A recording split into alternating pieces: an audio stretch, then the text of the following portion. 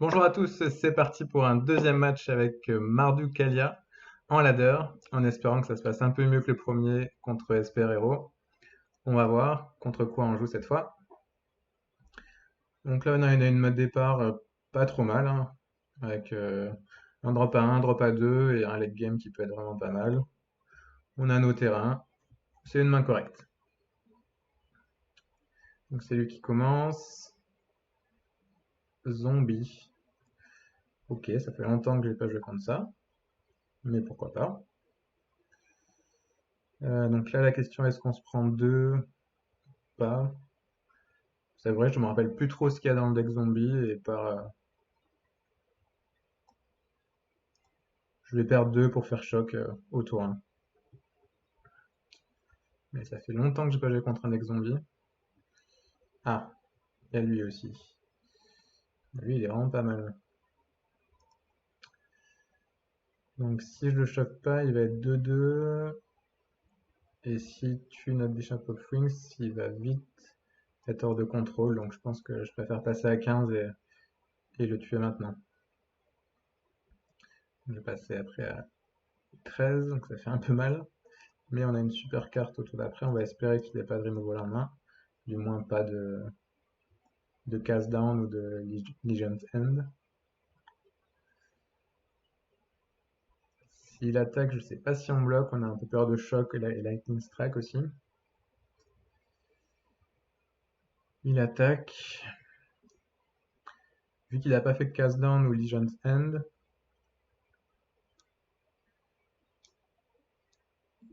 il a sûrement peut-être plus choc ou Lightning Strike. On n'a vraiment pas envie de perdre notre Bishop of Wings. Donc je vais pas bloquer. C'est un peu risqué, mais bon. On va voir ce qu'il a. Ah purée, j'avais oublié qu'il pouvait jouer ça. Ah, c'est une belle punition.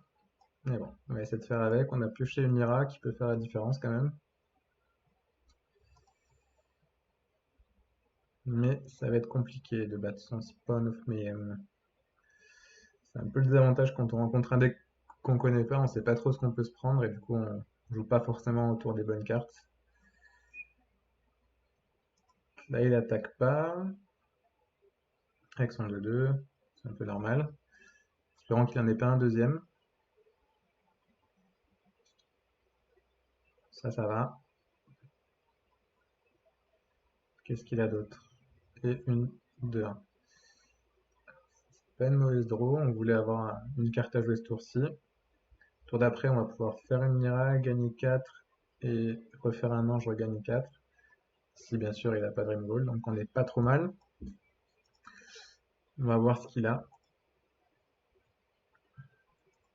Et là on pourra pouvoir tuer une bête s'il attaque avec tout. En espérant qu'il n'ait pas de trop bonnes cartes à jouer ce tour-ci. Pour qu'on puisse revenir dans la partie.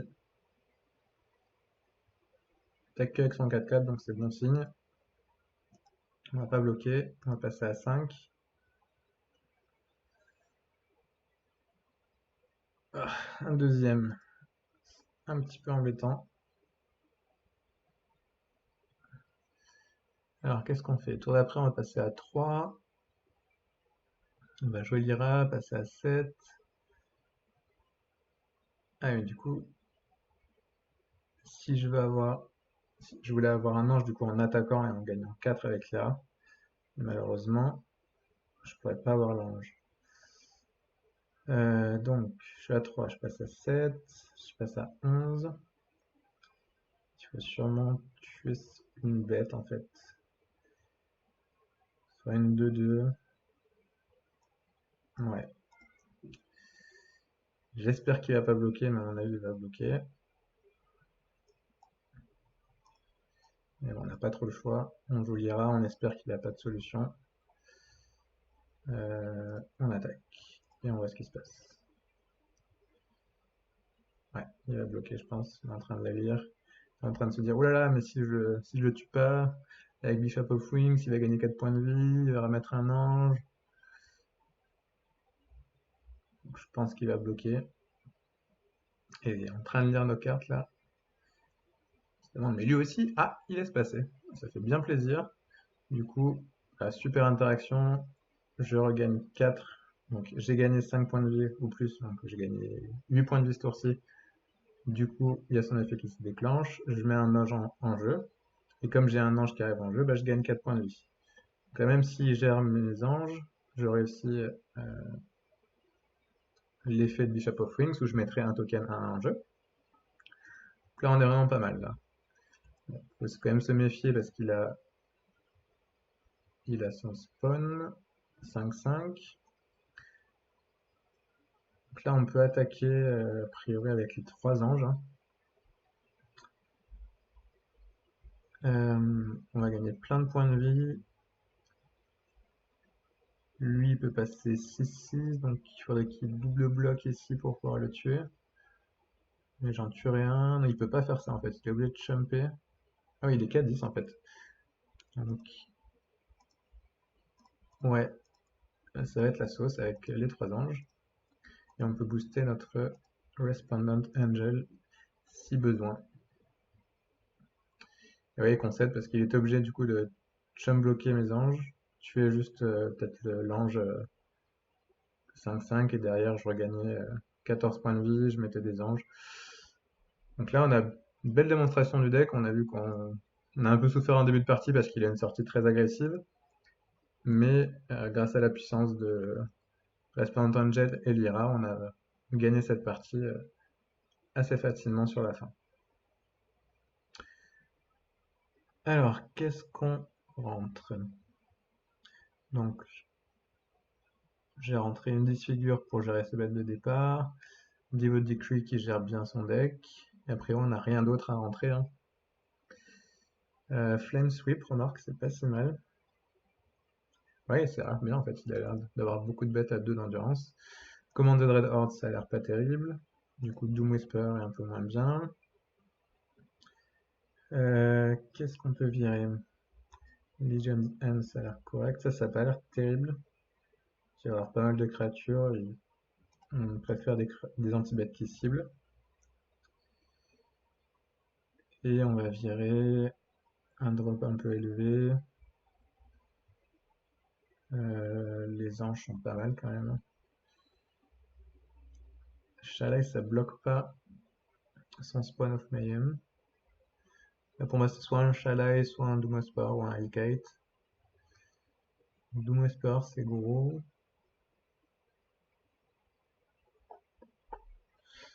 Ah, on va virer un Chalet pour voir. C'est parti. On aurait peut-être pu virer un land aussi on the draw. Comme on a diminué un peu la curve, on aurait peut-être pu passer à 24 lands.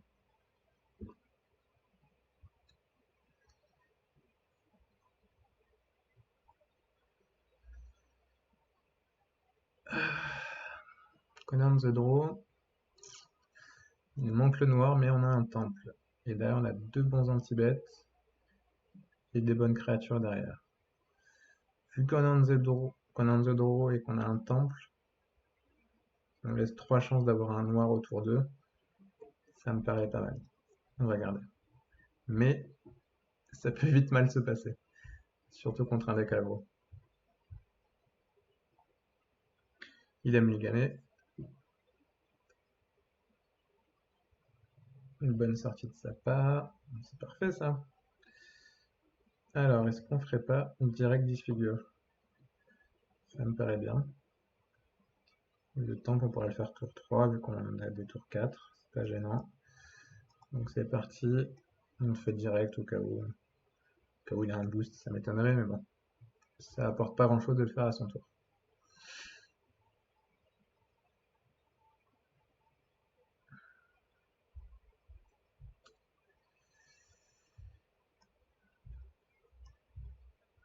Là, on va faire un cast down dessus. Espérant qu'il n'ait pas encore une créature, ce serait assez embêtant. A priori, non. Ah, purée, on a mal joué. On aurait dû le tuer à notre tour pour pas qu'il trigger le spectacle. Mais ouais, une belle erreur de ma part. J'espère que ça va pas me porter préjudice. On va voir.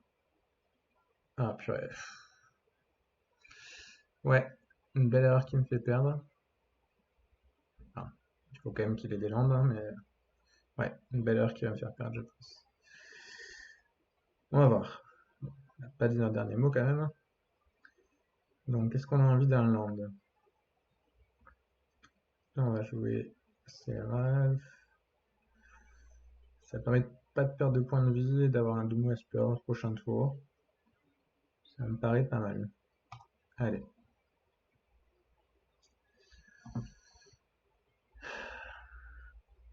J'aime pas faire des erreurs comme ça, c'est des petits détails, mais ça va peut-être me faire perdre la partie. Mais bon. Ah. Donc là, il y a une carte pour gérer. Ah, purée. Tour d'après, il va pouvoir me gérer ma créature. Il va pouvoir gérer Seraph. Mais je vais quand même mettre des tokens. Je pourrais du coup bloquer ça. Ou bloquer ça. Donc je pense qu'on va le faire quand même. Pas trop se permettre de perdre potentiellement U6. Ouais, il faut jouer nos spells là. Allez, Seraph.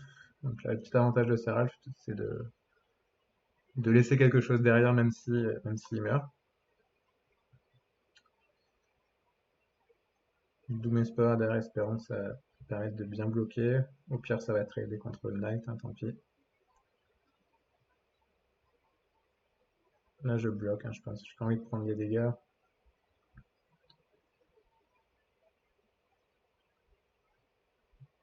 Il attaque pas du tout. Euh... Est-ce qu'on n'est pas... Qu'est-ce qu'on fait ce tour-ci? Est-ce qu'on poserait pas un Doom Whisper suivi d'un Sorin pour gagner plein de points de vie? Ou alors Aurélia. Commencer par Doom Whisper, c'est un peu plus efficace en mana. C'est un meilleur upside si ça passe.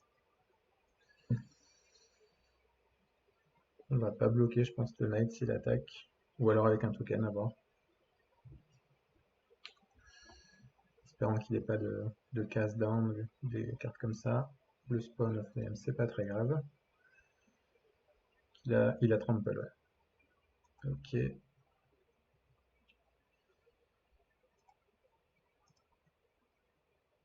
Ah, c'est une très bonne draw ça.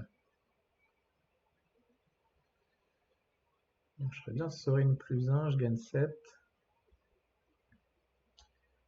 Lui, il descend Sorin à 2. Question, c'est est-ce que je choque sa créature maintenant?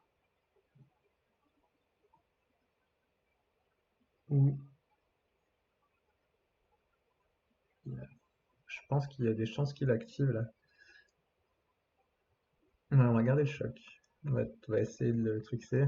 Malheureusement, avec Arena, c'est un petit peu difficile de cacher le fait qu'on a un choc. Mais bon, on va voir, on va essayer.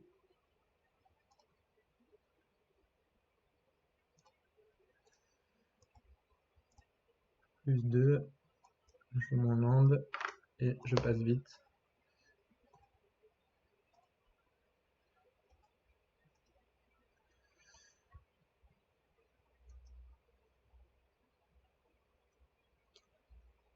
Donc là, s'il attaque avec tout, je vais bloquer son Gutterbones. Je vais laisser passer le Knight.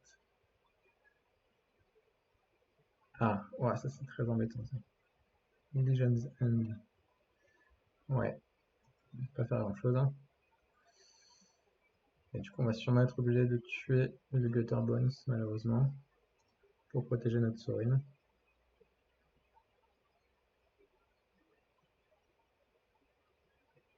Donc c'est ce qu'il fait. Ouais, on va tuer le Gutterbones sans Sorin, c'est vraiment une bonne carte. Là, ça peut nous faire gagner potentiellement 8 ce tour-ci. Espérant qu'il n'ait pas de choc avec ça. Il a peut-être un choc. Ah non, il peut ramener aussi Gutterbones. C'est bizarre qu'il ramène pas Gutterbones. Ça veut peut-être dire qu'il a un cast down, mais bon. On peut pas y faire grand chose. J'aurais sûrement dû faire le surveil.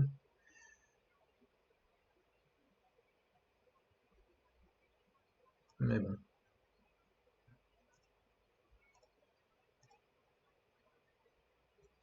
J'espère que ça va aller.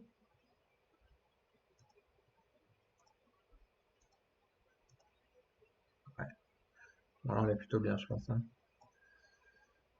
On est à 27, on va pouvoir aller chercher une super carte au prochain tour. Genre un dragon, une Kalia. On est pas mal. Je pense que Sorine va mourir, alors on n'a pas trop envie de bloquer avec Aurélia. Enfin, on va voir ce qu'il fait. Donc, vu qu'il a rien joué, je pense qu'il a juste oublié de récupérer Gutterbones. Mais bon. Donc voilà, c'est gagné 2-0 contre un deck agressif Rakdos.